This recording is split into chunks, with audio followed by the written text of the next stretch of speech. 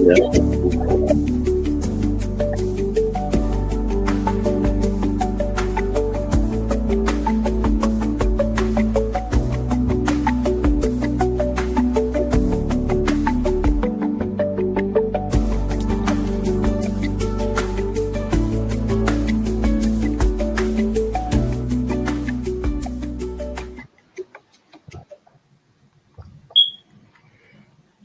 Welcome back to Everything Goes. Today I'm in the studio with my man John.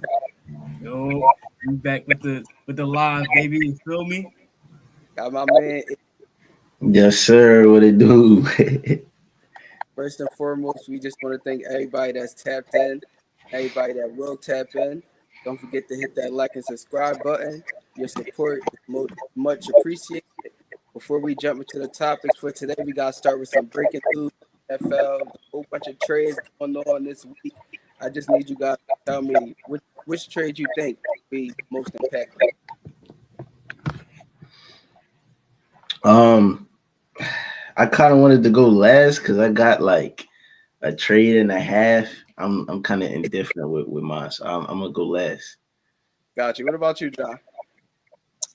So the trade, I think, so I don't just Eagles us all the way down. The trade I think has to be most impactful in my opinion is Sauce being traded over to the Colts.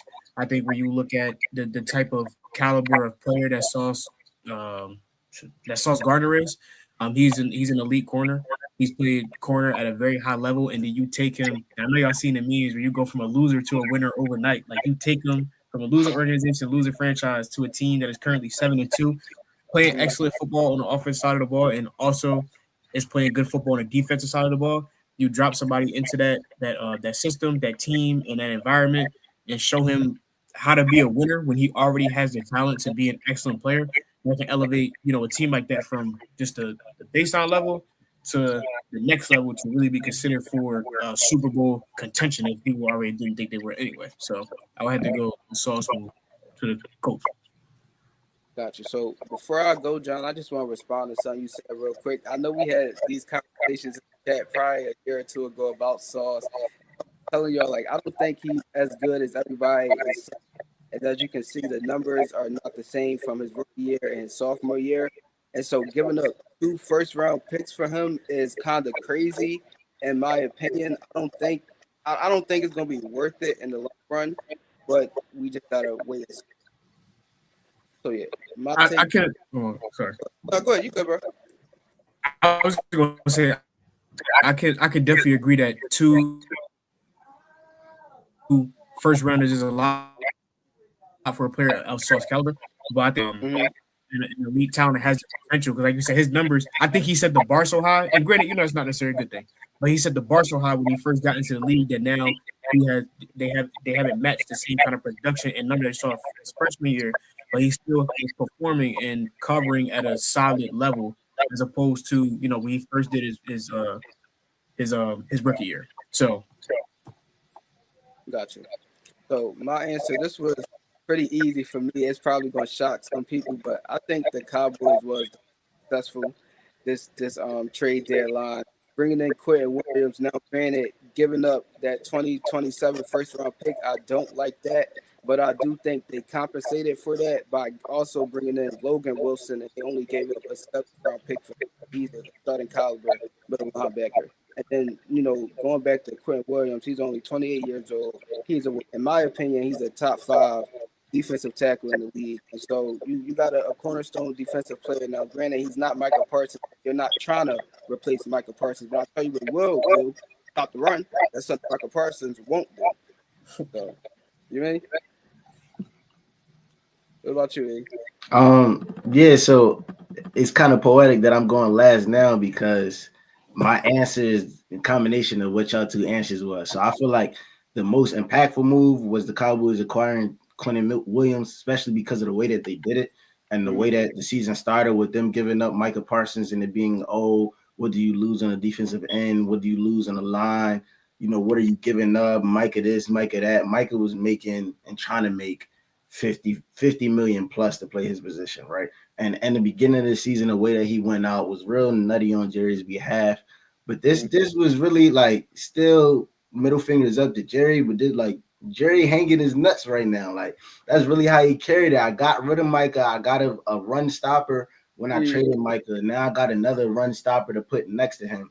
And it's not easy, but it's easier to scheme around a pass rush when you have two guys that can attract double teams or stunt in the middle of the offensive line. So that makes everybody else job around them easier. And to think that I think going into this week, this past week, the Cowboys had the number 2 scoring offense in the league. So carrying a defensive all-star, all-pro kind of guy with, this unit. Not to say that their season can turn around, but for the future of the Cowboys, I think that was the most impactful move of the deadline. I think that Sauce to the Colts was the most important move of the deadline because that shows that they're in win-now mode. And it's not just like, we are shocked that we're 7-2 right now, or we just beneficiary of luck right now, but okay, we see what our team look like right now. We had a little trickle last week. We're going to improve where there's holes in our team, and we getting in win now mode. So I think that, that was the perfect combination of, importance and impact on that team. Got you. Before we get off of this, I do want to also point out, Ian, like you said, they was able to bring in Quentin Williams, and the contract that you said Michael would have been asking for. Now they was just able to flip that and get 2 quality defensive tackles instead of paying Micah. A lot of people was going at them this offseason. I was one of the ones that was going at them, even though I didn't think Micah was worth the money for what he showed on tape, the fact that he couldn't stop the running, that as the year progressed, his sack total would decline throughout the season. But it is what it is. I think they did the best this offseason. And so moving on to our first topic of today, we got some boxing for you guys. We got a special guest in the building. He will be joining us right now. We got our man Chris. Yeah. What's up, bro? How you doing today? Chilling, gang. How y'all doing? We doing good. And we're going to jump right into it. We got tomorrow night, we got Vergil Ortiz versus Erickson Lubin. Fight card starting at 8 p.m. Chris, you the guest, so I'm going to let you go first. Tell me your predictions on this fight. All right, so I got Ortiz, and it's mainly because I just believe Ortiz is supposed to win. Mm-hmm. Like, not saying he's supposed to win as if, like, it's rigged for him. Like, he's supposed to win that fight, so I believe he will win that fight. Just because it sets a bigger fight later down the line for, Boots, and mainly Boots. That's what I'm thinking about. I was rewatching the Madrimov fight, Ortiz and Madrimov. I will say, if Lubin can just box and try to stay clean and frustrate Ortiz from the outside, he can win. Definitely. I don't think that's going to happen, though. Because I went back and I was watching when Lubin fought Fundora. Now, granted, Fundora is a whole different type of fighter, different task, with the size difference. But first round, he boxed extremely well. Second round, he went away from his game plan, and it was all on the inside. I think Ortiz is going to cut the distance, cut off the ring, and just make it, like, ugly and just make it fight on the inside. And I don't think Lubin is going to be able to withstand the punches. He probably will get stopped, I'm not going to lie. And I mainly say that because every time he goes up in competition, Charlo and Fundora, he gets stopped. He loses. Those are his only 2 L's, but they came by stoppage. Mm-hmm. That's how I think it's going to play out. Gotcha. What about you? I don't know. I got a little less background information and knowledge on the 2 fighters, so I had to do a little bit of research. I watched the Fundora fight and some of the highlights in that as well. And like you said, it did get ugly on the inside, but I also saw Lubin fight back. And he took a blow, he fell, he got up, and he got a knockdown as well. And like you said, it was a major, like, size difference between him and Fundora on the inside, and it's not the same distance in terms of Vergil Ortiz. I was just watching an interview with a couple, like, fight analysts or whatever, and they was also talking about how Lubin has been in 54 for majority of his career, and he's been going to war with them guys in that division for his whole career. Whereas Ortiz, he swept through 147 and moved up to 154, but some of his knockout power or his knockout wins started to come a little less frequently once he moved up. So and my eyes, I think that they both dangerous because Lubin got a lot to prove, and in his interview you could tell that in those 2 losses he don't feel like he's less than.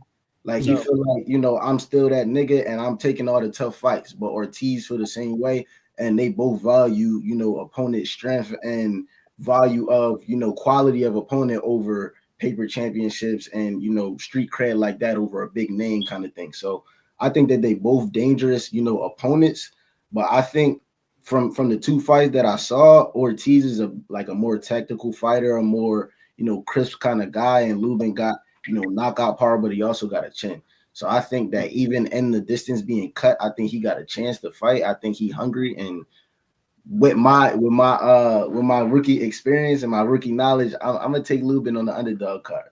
Hey, I like that. I like that. Edit that at all. So you mean if I was a betting man, which I am, I'm telling y'all right now, this fight is not going the distance. Like my man Chris said, the fight, the knockout. Me personally, I can't call it. For me, it's too close to call. I look at it like this: it's gonna come down to can Vergil Ortiz withstand the power of Eric Lubin? Because I've seen Lubin get hit clean. I've seen Lubin go down. Yes, Vergil Ortiz did get hit clean against Baccarum and went down. No, Boychuk, excuse me. Really went down twice against Boychuk. But I think the power with Boychuk and Lubin is much different. I think if he get hit clean too many times by Lubin, he's not getting back up. I do think he's the better technical boxer. And so if he's able to stay, I want to say pick his spots because I don't want to say stay in the pocket. He do want to keep Lubin at range, but Vergil Ortiz is great at breaking down the body. So he do want to get on the inside at points and times in the fight. So he just got to pick the spots that's best for him to go in there, do what he got to do, and then get out. You don't want to stay in there and exchange with Lubin because that's when I think he's going to get in trouble. And if he get caught clean and he go down, it might be a ball game.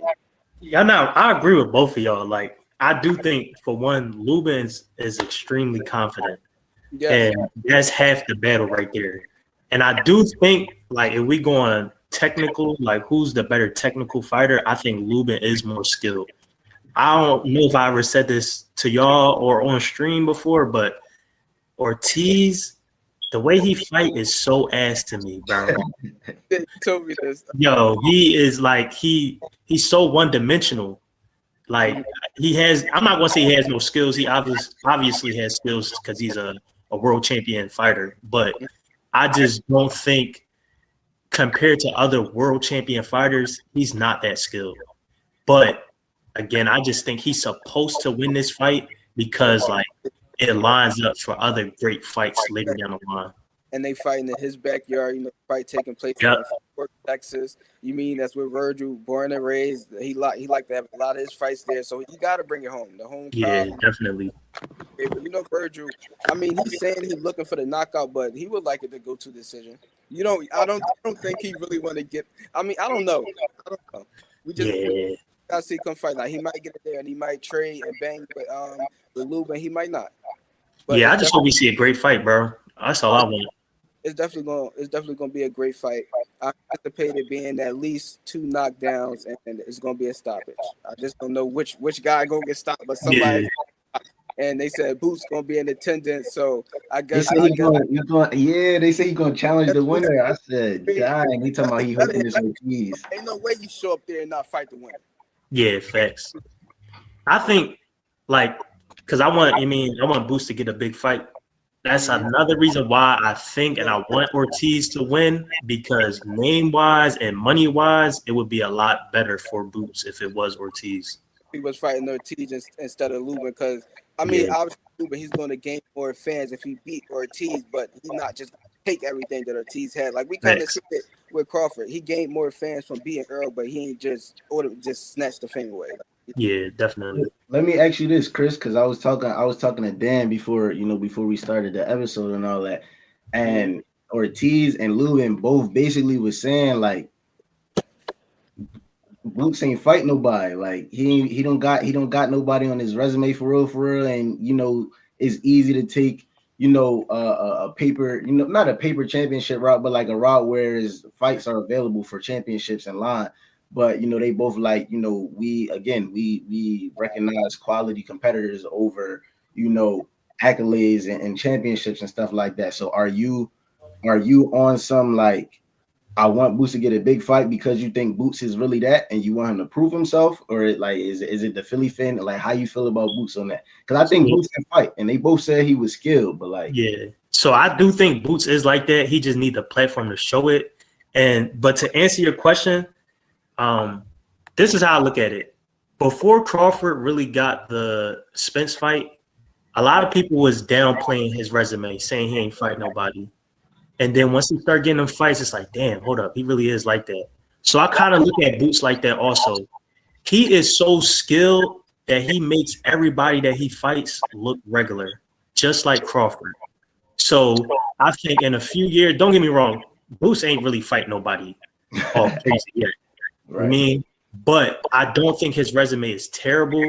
It's just the way he go in there and just embarrass people and have his way in the ring and make it look like he don't have a resume. Same thing with Crawford. Like Crawford for years, it was he don't got a resume. But when you look back, bro, he do got names on his resume. He just made everybody look so regular. Even Canelo, he made Canelo look regular. And we all know that's a big name. So I kind of look at Boots the same way. He's just so much better than who he's fought so far that it looked like he doesn't have a resume. Heard you. Gotcha. So, yeah, make sure y'all tune in tomorrow night on the Zone, 8 p.m. It's going to be a great fight, Vergil Keys versus Erickson Lubin. We're going to move on to our next topic of today. We got some basketball for you guys. Chris, you going to stick around for the ball? You out? Yeah. Yeah. I know a little something. We got our man John back in the building. Yo, we back. Off today. Starting at 7:30, we got the Rockets taking on the Spurs. I need you guys' predictions. What y'all think gonna happen tonight? I'm gonna go first, and I'm taking a rock. No, the Spurs. I'm tripping. I'm gonna be Joe and just be wrong. But that's Spurs. So I'm sorry, Dan, but I think y'all, although y'all on the heater right now, I think y'all definitely take a L. I think this will be more of a get right game for the Spurs. It's not much I think y'all will be able to do as far as stopping Wemby all the way. And I think when you consider this week has been really rough for the Spurs, they'll be at home on a Friday night looking to get back in the win column after going 4 wins in a row.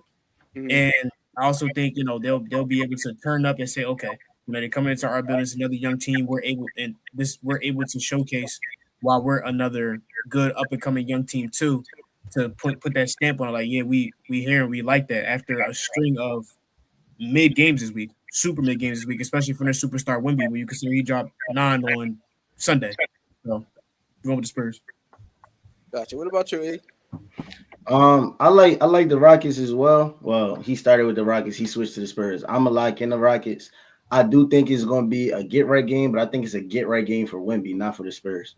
Part of the reason why I'm gonna say that is because I think that one of the most exciting matchups of tonight is going to be Min and Stephon Castle, right? And I think that that's a matchup that we're going to see both ways a lot tonight. But I think that on the Spurs offensive side of the ball, Min might get the better of Stephon Castle. I don't think that he's a prolific shooter yet, and even though he got some skill off the dribble, Min got the athleticism to recruit with that, and I think that that'll be the matchup that kind of keeps the Spurs at bay, kinda. I think Wemby gonna go have a night, and I'm most interested on the Rocket side of the ball. I want to see how Sengun deals with the matchup of Wemby, and if he can still be effective as a passer with a guy that length, guarding him in the passing lanes and stuff like that. But I think that right now the Rockets are meshed well. They on a 5-game winning streak. I think they figured out how to win, even if KD is not scoring, 25, 30 points a night, which is very important. And Min is, gaining confidence by the game. So I'm going to go with Rockets. Gotcha. What about you, Chris? I like the Rockets, bro. Oh, wow. It's early, don't get me wrong, but I low-key think the Suns put out the blueprint the other night. Just double Wemby and switch everything. Like every time he caught the ball when he was playing against the Suns, they had somebody close by. Anytime he was in a pick and roll action, they just switched on whoever just switched just to frustrate him, and they also pushed him out so he wasn't catching the ball as close to him. So seeing all that, if Phoenix can do it, and they got all the personnel to match up with San Antonio, and then having Ime there, he's a great defensive mind. I think the edge is with the Rockets tonight.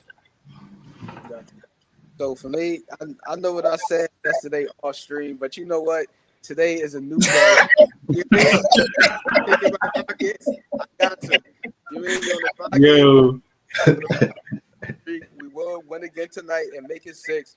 And I'm so confident. I do agree with Ian that Wemby is going to get his, but I think we're going to make it very difficult for him. We got a bunch of guys that we can throw on him. Start with Jabari Smith. I think he's going to start the game on Wemby. I also think we can switch here and there, KD on Wemby. Every now and then, they're going to bring Clint Capella off the bench. They'll guard Wemby here and there. I really don't want Şengün on Wemby, but at the same time, I do want to see it in certain situations. Like Ian said, I want to see how Şengün is going to hold up defensively against Wemby, because push come to shove, we might have to see them in the playoffs.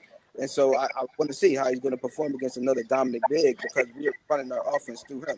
So I want to see if he's going to hold up on a defensive end as well as still be able to produce on the offensive end. So outside of that, though, I do think we're going to control the pace of the game. That's what we tend to do in all of our games outside of the first trip.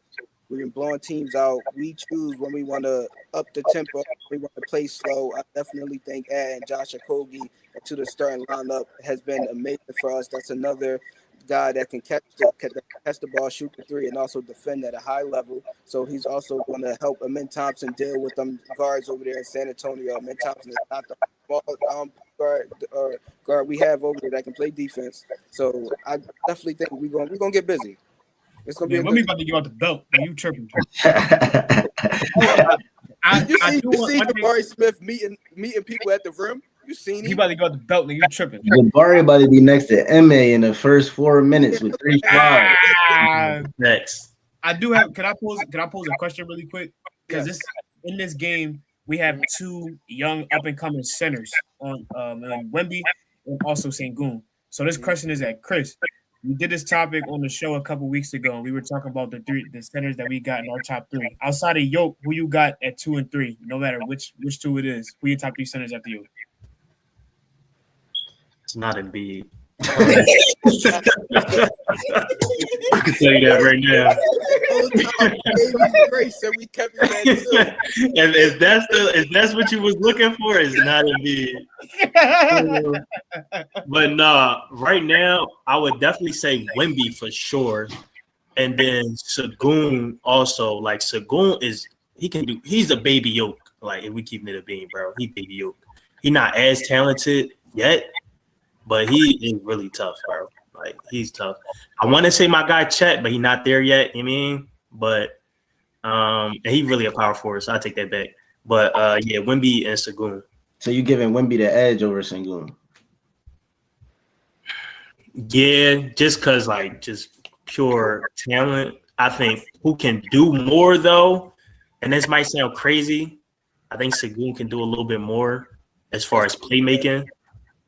But where Wemby lacking that, he make up for it tenfold with defense. So it's like I think that's a fact though, as far as playmaking, like you said, being baby, like you say, baby Yoke. Like his playmaking is undeniable. So definitely. I was just curious. I got a question too. How you feel about the first L of the season? That was a crazy question. Listen, 81-1 sound good to me. Sound good to me. Ew. No, that was. I'm not gonna say it was a bad drawing. Starting off 8-0, first time in Thunder history without J-Dub. Hold on, real quick. Some games. Let me just talk about OKC right now. We say? No, I just wanted to let everybody know we talking about OKC. Oh, okay. Yeah. J-Dubs, listen, he still ain't touched the floor yet. Chet was in and out the lineup. We looking good. And Shea 3-pointer is looking a lot better this year too. Mm-hmm. Most of the games on that 8-game win streak, he ain't even touched the floor in the fourth quarter. So Yeah, that's his And fact. that's one thing I can say, Chris. I do want to point this out, and I know you're gonna enjoy this. So me watching Shea right now, it reminds me low key of when I used to watch Harden and he was on the Rockets teams. Not comparing the teams, but it's like you just mentioned, J Dub still haven't stepped on the court, and when y'all played us open tonight, it really ain't matter. Like Shea really just out there. He's controlling the pace. Yeah, he got a bunch of guys around that's playing defense and knocking down shots. But we know at the end of the day, the offense is going through him. When yeah, it's clutch time and in the fourth quarter when y'all was down 3 points, who y'all get the ball to? Shea, and he went and we scored already 6 knew. straight. Exactly. Now we in overtime. Who had the ball in overtime? Shea. Now we in double overtime. Who won the game? Shea. Like Yeah, bro. It don't matter. Like, it don't felt matter. when I was watching Harden, like he just I don't want to say single handedly carrying the team, but when it's crunch time, they putting the ball in his hands and they let him do him. He isolating, he going to the left, he either driving to the lane or he getting you with a little step back, pulling up, like he doing what he want to do. And he's not even in his prime yet. Oh, Come on. Bro, he like 26, 27, bro. He's been in the league like 9-10 years, bro. No, bro. We all know your prime is when you hit 30, bro. That's crazy. It's 28 to 30. That's when you in your prime, bro. yeah, That's insane, I'll say 28, but no, because when we this was a little while ago when I was going that Devin Booker, you kept trying to spear him, bro. He's still young, but he came in the league at 17. Yeah, bro. Come on. He a triple OG now. Yeah, like looking season 11. Like, no, he's not. I mean, he's young enough to still hoop for 6-7 more years at a high level, but I don't think like in terms of Shea ceiling, like Shea not being in his prime versus Sengun not being in his prime is two completely different conversations. Yeah, for sure. You know what I'm saying? Like he a lot closer to being in his prime. Yeah, like it's only so much more polishing to his game. He just got to keep it up, like keep that level of play where it's at. And to your point, Dan, I do agree that he's carrying a similar workload in terms of Harden, but the skill level around him and the amount of basketball IQ around him and understanding their role that's not comparable either. Like Kason Wallace right now, he like 22, 23. He is better than 80% of that rock. Like you got teams where like when Harden was in Houston, whereas me, my number 2, who's really a number 3 or number 4 in another team, and then guys just you don't know what they're giving up. Like Eric Brewer was getting burned. All due respect, though, I do want to give credit to my man Eric Goran. Eric Goran was always over Eric Goran was there holding it down. You mean you had quality people coming in that. Yeah, like you had thorough niggas coming in for a season and then leaving, coming in for 2 seasons and then leaving. I'm not saying he never had help or he never had thorough guys around him, but like the talent around Shea right now, like Shea is MVP caliber. These guys can hoop though. Like these are role players that could be role players and contribute to wins anywhere in the league. Like, yeah, even the I don't even know if y'all know the young boy Ajay Mitchell. Yes, yo, bro, he got a clip. J Dub sat down and now he going out there for clip, bro. Aaron Wiggins, like they got some, bro. They got killers over there, bro. We got killers. Like everybody, bro, when it's time to get paid, everybody got to take a pay cut or everybody's gone, my nigga. Like, yeah, I agree. Department, he need a raise. Like he is finding every year, bro. Sam Presti that can get playoff minutes every year, bro. Sam Presti is Howie Roseman for the NBA, bro. I'm not gonna lie. Like Sam Presti is really a GOAT. Like, man, oh man, Don, you just seen some breaking news or something? No, my apologies. Somebody got traded. I froze real quick. I couldn't even hear y'all. I'm like, oh, that's wrong. Anybody else got any other questions or concerns? No. Yeah, can I get a trade? John, HN. I'm about to see what you got to offer. I might step in your office. Bro, nobody want to deal with me. It's cool though. Then after this week, we might have to do some business, bro. I know I mean, not this week.